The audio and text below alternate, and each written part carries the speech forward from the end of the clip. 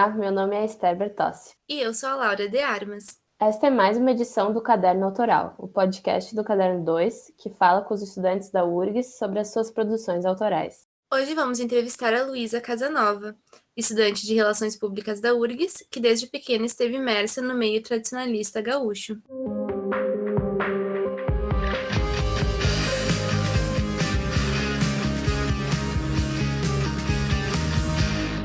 Oi, Luísa, bem-vinda ao Caderno Autoral. Oi, Lu! Boa noite, Laura, Esther. Obrigada pela oportunidade de estar aqui conversando com vocês. Então, Luísa, para começar, como o CTG entrou na tua vida? Pode falar com que idade tudo começou, se tu teve alguma influência para se inserir nesse meio, essas coisas.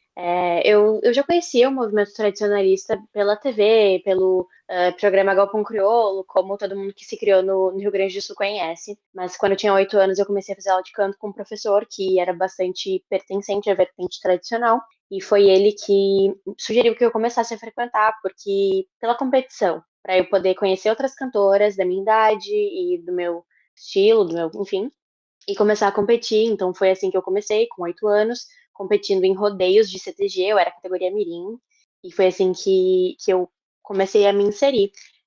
Foi esse meu professor que realmente me deu esse espaço. Eu não tinha ninguém, mas eu acabei me inserindo e levando outras pessoas da minha vida a se inserirem também, toda a minha família e amigos, e foi onde eu formei uma grande comunidade. E Lu, quais habilidades tu desenvolveu no movimento tradicionalista? Começando pelas mais óbvias, eu cantei por bastante tempo, durante mais de 10 anos. Comecei uma breve carreira profissional na música tradicional antes do isolamento encerrar todos os eventos, mas tive essa oportunidade. Eu também dancei, especialmente entre 16 e 19. Eu dancei em grupos de dança invernadas artísticas, como elas são conhecidas, e pude aprender muito sobre a parte artística, cultural, até muitos esportes regionais, né, os esportes campeiros, como eles são chamados. Pude desenvolver as minhas habilidades com fala em público, com me relacionar com as pessoas. Fiz muita recepção de evento, então sempre que eu podia eu estava envolvida. Então cantava, dançava, falava um pouco. E nessa trajetória tua, que começou aos 8 anos de idade, qual foi o evento que foi o mais marcante para ti? Em 2019, eu fui campeã do Enarte, que é o encontro de arte e tradição do Rio Grande do Sul. Ele é até descrito como o maior festival de arte amadora da América Latina. O Enarte sempre foi uma presença muito, assim, muito grande, é meio fácil de escrever. O Enarte sempre foi uma presença imensa nos meus sonhos. E desde pequena, como o Enarte é só para mulheres, para pessoas de 15 anos ou mais, desde criança eu me imaginava cantando na arte. Eu participei durante 3 anos, eu fui finalista em 18 e 19. E então, com 18 anos, em 2019, eu fui campeã do Enarte. Como não teve outras edições, eu continuo sendo a campeã, porque o Enarte é um festival muito grande, ele ocorre em Santa Cruz do Sul, é sempre ali na metade de novembro, o pessoal se prepara, tem várias etapas classificatórias, e então não tem nem graça de fazer o Enarte online, tal, o pessoal nunca nem eu acho que não tá nem sendo organizado isso, porque é tão especial esse momento presencial. É um festival de 3 dias, a gente acampa ou dorme na cidade, enfim, é bem especial. Só queria comentar isso porque desde 2019 não tem o festival.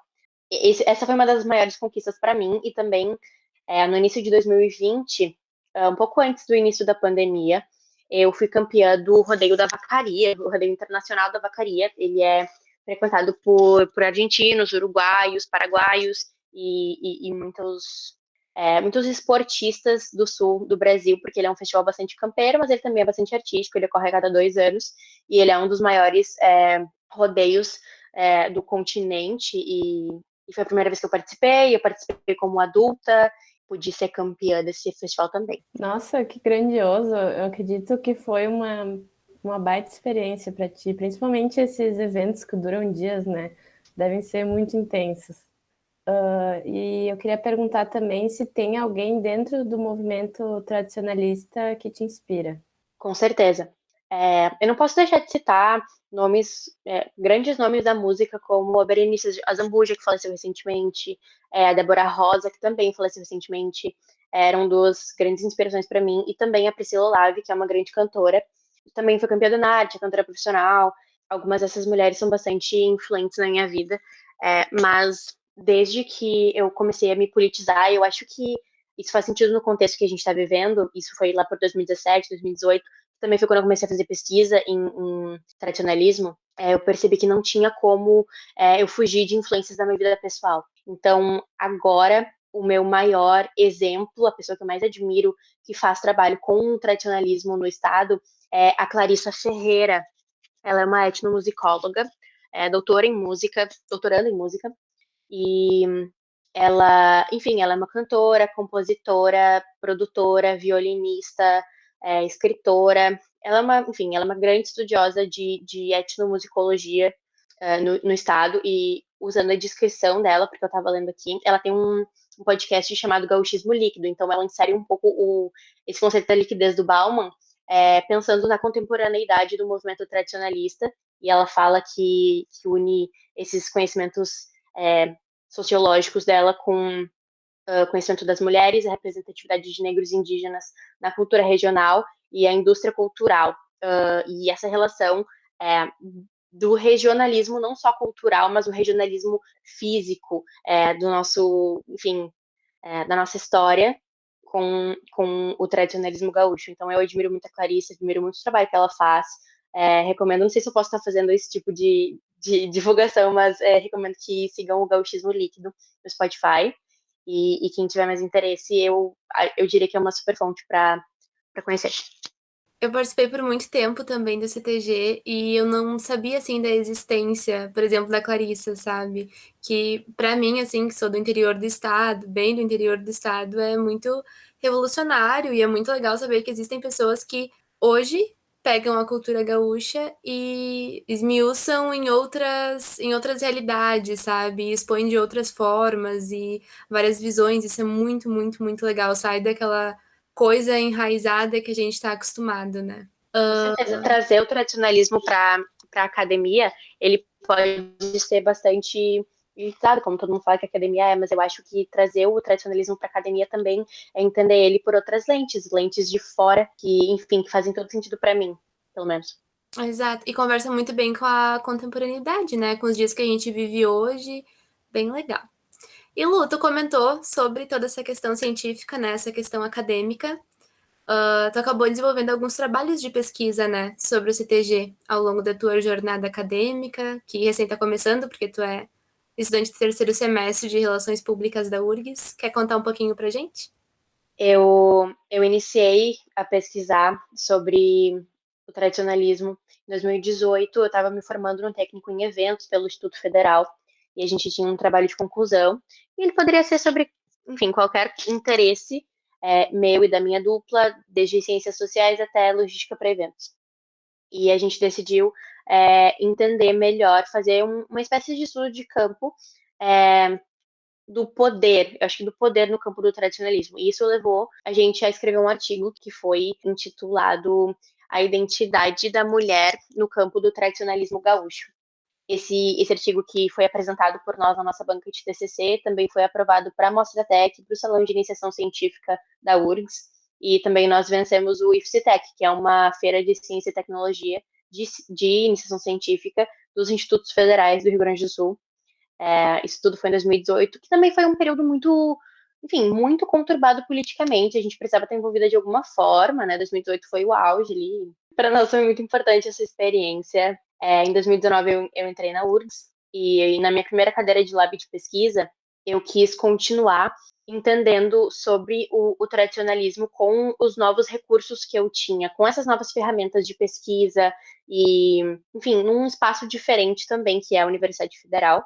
E aí eu pesquisei sobre o poder aquisitivo no Centro de Tradições Gaúchas, então entendendo sobre raça, gênero, sexualidade e também classe social, com a relação da presença dessas pessoas no tradicionalismo. Enfim, descobrimos que, embora há pessoas não hétero, não brancas e não cisgênero no tradicionalismo, elas são a minoria e isso precisava estar quantificado de alguma forma. Então foi essa pesquisa que eu consegui fazer e eu acho que é importante a gente ter, para mim é super importante, eu gostaria de pesquisar mais sobre isso no futuro. Tá, a próxima pergunta é bem relacionada com o que tu estava falando, Luísa. O meio tradicionalista gaúcho, né, como o próprio nome diz, ele tem algumas tradições muito enraizadas. E como tu acha que a pluralidade de raça, de gênero, de orientação sexual, que está presente na nossa sociedade atual, pode entrar nesse meio? Tu pensa que existe esse espaço para tanta diversidade lá? Com certeza. Só depende do interesse de quem detém o poder desses campos também. Enquanto eu estava produzindo o meu artigo com a minha dupla Amanda, maravilhosa, beijo Amanda. Amanda é, inclusive, estudante de História na URGS hoje em dia. Nós produzimos o artigo juntas. Eu e a Amanda sempre falávamos que para modificar um meio, ele precisa ser ocupado. A gente não consegue mudar nada sem ocupar ela. Isso pode ser uma ocupação física, mas eu acho que é mais uma ocupação de ter uma voz nesse lugar. O movimento tradicionalista gaúcho é muito poderoso. Ele é extremamente influente, ele está em praticamente todas as cidades do Rio Grande do Sul, ele está entre, enfim, as pessoas mais ricas do estado, inclusive, e só depende dessas pessoas e das pessoas que financiam o movimento buscarem inserir. Eu não falo em buscar inserir pessoas, eu acho que cabe aos líderes do movimento tradicionalista gaúcho buscar entender a diversidade, como tornar esse movimento mais plural, como tu comentaste. Eu acho que isso tudo começaria com possivelmente uma retratação, um reconhecimento do que o tradicionalismo fez na história, do que foi a Guerra dos Farrapos, que a gente chama de Revolução Farroupilha. Eu acho que tem toda uma questão histórica que não se trata só de inserir mais pessoas das minorias nesses espaços que não vão ser tão receptivos. O espaço ele pode existir, sim, se houver interesse de ele ser modificado. Eu falo que o movimento tradicionalista é muito poderoso, e eu vou dar um exemplo. Eu faço parte de um CTG ainda, e ele se chama CTG Tapera Velha, e a liderança dele é maravilhosa, e ele é um dos CTGs, é um dos centros mais diversos e acolhedores que eu conheço. O CTG sabe que tem muito poder, especialmente na comunidade onde ele fica em Porto Alegre, em São Leopoldo. E no mês passado foi o Dia Mundial da Saúde Menstrual, então a gente pôde montar uma campanha solidária de arrecadação de agasalhos, alimentos e produtos de higiene pessoal. E a gente arrecadou quase 1 tonelada, foram 750 quilos de alimentos em um dia nessa campanha, além de todas as roupas e os produtos de higiene. Então, tem muita gente engajada, tem muita gente que quer fazer parte desses espaços e que acredita. Enfim, eu acredito muito no poder e na instituição da qual eu faço parte, é por isso que eu quero estar nesses espaços. Então, tem sim um espaço, porque todo lugar onde tem uma comunidade tem espaço, e é isso que me prende também ao CTG, é a comunidade, é a união. É clichê falar que é amizade, mas é amizade sim, e é o poder que a gente tem junto. A patroa do ACTG fala que juntos podemos mais e melhor, e eu acredito muito nisso também. E para encerrar, então, eu não vejo essa movimentação para a inclusão da pluralidade acontecendo no movimento tradicionalista gaúcho nos dias atuais, por causa do nosso cenário político e porque a gente tem pessoas interessadas na permanência, na conservação do movimento. A gente não tem pessoas, líderes agora, interessados em retratar a história. Não sou muito realista, mas eu tenho uma grande fé de que o cenário da cultura gaúcha no geral, e não só do tradicionalismo, de que ele possa ser, sim, mais plural e inclusivo com as pessoas que estão nele. A gente sabe que existe uma cultura muito forte, né, no Rio Grande do Sul como um todo, mas ao mesmo tempo existe uma diversidade, uma singularidade enorme quando se olha para as regiões, né, que a gente tem aqui. E na tua trajetória pelo CTG, tu acabou visitando muitos lugares, muitas cidades, muitos rodeios, conheceu muita gente. O que tu tirou de lição para tua vida, das tuas visitas e afins? Então, apesar da tentativa de mistura da pluralidade cultural do estado, ela existe sim. Tu vai para a região do Chuí, tu escuta uma música mais uruguaia, tu vai para São Borja, Uruguaiana, tu escuta uma música mais argentina. Se a gente vai para a fronteira, especialmente, independente da fronteira, a gente encontra uma grande diversidade de gêneros, mas no centro urbano, onde eu conheci esse movimento e agora eu moro em Porto Alegre, mas eu morei em Sapucaia por muito tempo e continua sendo, enfim, uma região urbana, apesar de eu frequentar o movimento tradicional ali, né, camponês. Estando numa região urbana, essa miscigenação, não sei se é miscigenação, essa pluralidade de gêneros, ela fica um pouco mitigada. Então, precisa olhar com um olhar um pouco diferente, precisa visualizar as coisas um pouco diferentemente para reconhecer. E eu acho que daí tu acaba desenvolvendo bastante a sensibilidade, né? Tipo, a sensibilidade com o outro, o respeito da cultura. Eu lembro que quando eu saía da minha cidade, que é de 12 mil habitantes, para outras cidades, para ir para rodeios, enfim, eu lembro que eu sentia muita diferença, sabe? O impacto cultural, ele era muito grande para mim. E todo o tempo que eu fiquei em CTG, que foram 8 anos, eu consegui criar uma sensibilidade de respeitar o jeito que o outro fala, de respeitar o jeito que o outro se veste, de respeitar o jeito que o outro se manifesta, muito grande. Eu acho que talvez essa seja uma das maiores, um dos maiores aprendizados, né? Com certeza, e obrigada por falar isso. O respeito à diversidade, ele pode ser um problema no movimento, e ele é, mas é justamente trabalhando isso que a gente consegue incluir pessoas diferentes, estilos diferentes, que a gente consegue aceitar o poder da atualidade na cultura e não tentar manter algo que não se relaciona muito bem com o nosso centro urbano. Então, a nossa cultura vira mais urbana, ela vira mais, enfim, é chato falar isso, mas ela vira um pouco mais globalizada também, e é nesse sentido que a gente tem que se movimentar. E, na verdade, o ser humano, ele tá sempre buscando a identidade, né? Sempre buscando sentir-se parte daquilo. E eu sinto que o CTG, por muito tempo, ele acabou ficando para trás, porque as pessoas começaram a evoluir, os pensamentos começaram a evoluir, e eles foram muito resistentes por muito tempo. Então, ver agora essa pluralidade e ver que o CTG está abraçando novas causas, e principalmente com as lideranças da nossa cidade, como tu, na tua cidade, como eu sinto que talvez eu tenha sido quando eu era um pouco mais nova, é gratificante, né? Saber que a nossa cultura, ela é nossa, a gente não tem o porquê dividir ela, ou a cultura é minha e do fulano não. Não, a cultura é nossa, todos somos gaúchos, né? Com certeza, e aí tu comentou que a gente evolui e a cultura fica no passado.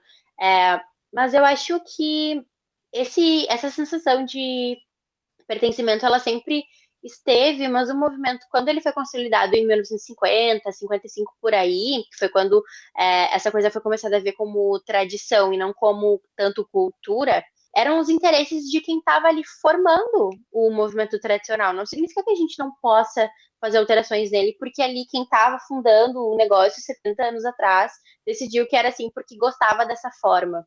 E é por isso que ele não é tão inclusivo, porque ele foi fundado por um grupo de pessoas que, enfim, dançavam num grupo super elitado, e a gente pode, sim, se apropriar desses espaços. É isso que eu quero dizer. Com certeza, né? A cultura é mutável, sempre será. E agora, mudando um pouco de assunto, Luísa, toda a tua jornada dentro dos movimentos gaúchos influenciou na escolha do teu curso na URGS, que é Relações Públicas? Influenciou, assim, por muito tempo eu quis estudar relações internacionais, porque eu achava que eu me relacionava que a minha trajetória se relacionava muito com as linhas de pesquisa que eu poderia ter no curso. E aí eu descobri a RP porque eu estudava eventos, e quando eu me formei em eventos eu já estava me identificando bastante com o curso, e eu tinha conhecidas que tinham se formado em eventos e ingressaram nas relações públicas, e eu entendia que era uma forma de estar mais próxima das partes de eventos que eu gostava, que era planejamento e relacionamento. E eu me encontrei bastante em RP. Não significa que eu não quero ainda fazer pesquisa e que eu não quero estar interessada em internacionalidades, porque a gente pode estar de qualquer forma. Mas foi dessa forma que o CTG influenciou na minha decisão do curso. Então é isso, gurias. Muito obrigada pela tua participação, Luísa. Foi ótimo ouvir um pouco da tua história. Obrigada, Lu. Que possamos em breve nos encontrar pelos corredores da Fabico. Com certeza, muito obrigada pelo espaço que vocês me deram aqui, pela plataforma. Foi um prazer te conhecer, Esther, e muito obrigada, Laura, minha neta, por me permitir ter essa conversa contigo e essa troca de experiência.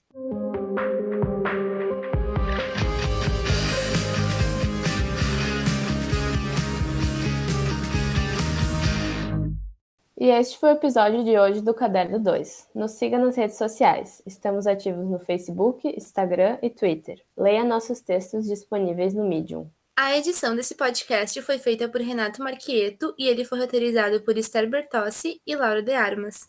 Trilha sonora original por Arthur Last e Adriano Quadros. Muito obrigada pela sua audiência e até semana que vem.